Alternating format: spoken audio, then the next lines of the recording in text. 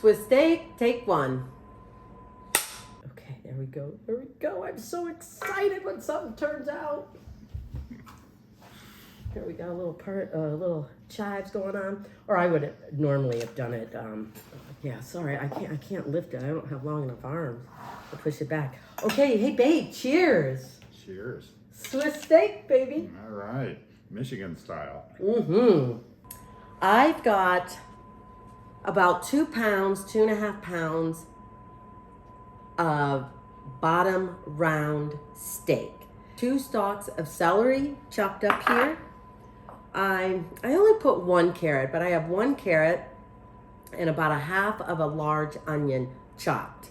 Then I've got some of my flour here. Then I've got 1 can of fire roasted tomatoes because I love those. I have maybe 2 tablespoons, or I will, 2 tablespoons of tomato paste. And then, you know, to keep me going, people, I have my cup of coffee. And then I have some beef broth here. Simple ingredients. You have them in your pantry, you have them in your fridge, so simple recipe. So we're gonna chop up some of these garlic.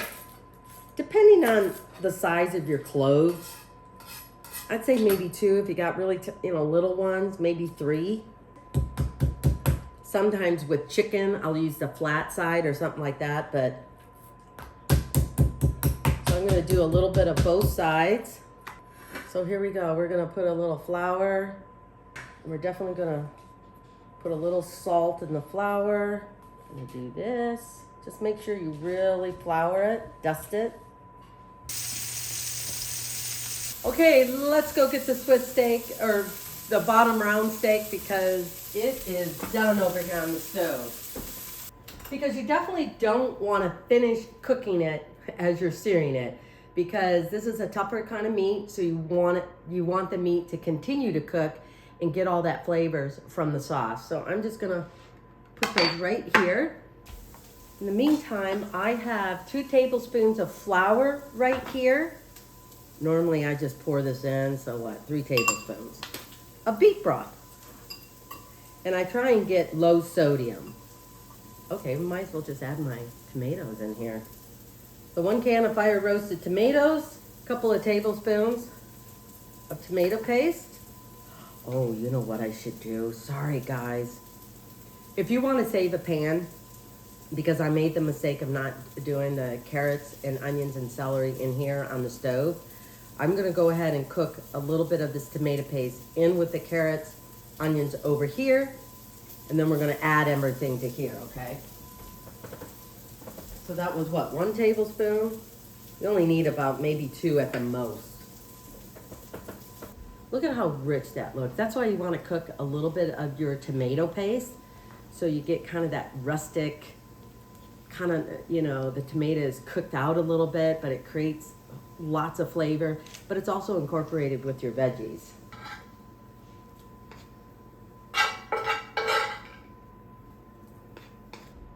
Now let's get this stuff going. Okay, we got our tomatoes in here, all these veggies. We are going to add in at least 2 cups of broth, beef broth. I have low sodium. Whoops. We're gonna go ahead and put this over on the stove. Maybe a teaspoon. I think Worcestershire sauce for this adds a little more flavor than maybe soy sauce or something else. We're just gonna add in the flour. See, I knew I didn't have to get that other extra piece of meat, but we're gonna squeeze it in here anyway. Okay, one thing I didn't realize, people, how heavy these pans are.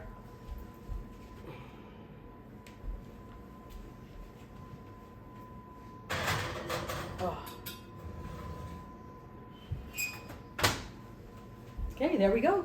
See you guys later. I hope Chris likes this because he told me a story, but I'm going to let him tell you it. Oh, I'm so, well, it's food. I hope know. You like I it. always look forward to trying your food. But tell me the story, because I grew up with having Swiss steak, in Michigan, Midwest thing. And it's a tougher cut of meat. You know, you really have to take the time. It cooks for a long time, and if you allow that, then the meat is really tender and good and stuff like that. So tell me your story. Why do you like this? Well, I used to have dinner with my grandmother almost every Sunday, and Is that here in Portland? Or? Yeah, Okay. and there were a couple dishes that she would serve for me that I really liked, and one of them was Swiss steak. I also liked Swedish meatballs. Oh. But both her Swiss steak and her Swedish meatballs were with a white sauce, like cream of mushroom soup. So this is totally different, but so I won't be comparing yours to grandma's. Phew! Well, this is how I grew up with it. More of a tomato-based sauce. Let me get a spoon here. So that's a Michigan style. Or Midwest or something. I don't know, but this is how I grew up with it. Well, I'd be interested to know if my grandmother's Swiss steak using cream of mushroom soup, if that was just her thing or if that's a Northwest thing. Yeah, I don't know. Because using a cream of mushroom soup type of thing reminds me more of a beef stroganoff. That's also another one of my favorites. A Swiss thing. Swiss steak thing. Okay, babe, you want to dish up some mashed potatoes, or I can? Because we're going to plop that meat right on the center of it. Oh, right on top of it? Yeah. Okay. Oh my gosh. Oh, here's a good piece for you. Okay, here we go. Oh yeah. No, wait a minute. I'm not done yet. Where's that spoon? You need some of the sauce because sure. that is like. There we go. Looks good. Oh, and you know what? I knew I had a reason for parsley, but since I don't have it, I'm gonna sprinkle a little bit of this on. This is just chives. Okay. Look at that. Yeah. Oh, wait a minute. I better taste. Ooh, look at that. I better taste, right? Can I have a little mashed potatoes? Or should we do, no, I'll let you have that as your own, okay? And I'll only do like a little bit of meat. Okay, there we go. If you could put that over there. I am just gonna do like half of the meat. And just cutting this, the knife is going through it so nice. So I may be Easy. able to cut this with a fork then. Yeah. Okay, hang on. Okay, there we go. There we go. I'm so excited when something turns out. Here we got a little chives going on. Or I would normally have done it with yeah, sorry, I can't lift it. I don't have long enough arms to push it back. Okay, hey babe, cheers. Cheers. Swiss steak, baby. All right. Michigan style. I just want a piece of the meat. Well, this meat is tender. Isn't it? I can cut it with my fork.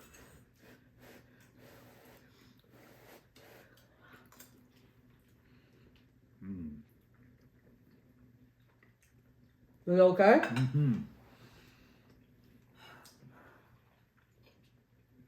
You know, it's so tender and all the flavors and everything.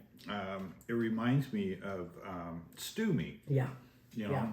which It is really does. perfect. And Yeah. no, this is great Yeah. because this is excellent, huh?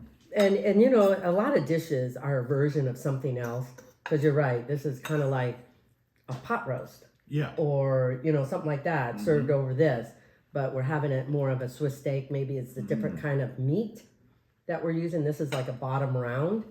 And an eye of round roast is really good. And it needs the same treatment. But it slices very nice. But it's a different, it's more the tender part of whatever part of the cow. But this is bottom round, which is a little tougher. But braising it, because the one thing I did really quick, really first, is just dusting it with flour, but searing the meat. So it locks in all those juices. And then putting it in with, you know, sauteed carrots, onions, celery, and stuff like that. Well, it's super Yeah, tender. is this good? Okay. And a lot of flavors. I mean, you know, all the things you put in the sauce really absorbed into the meat.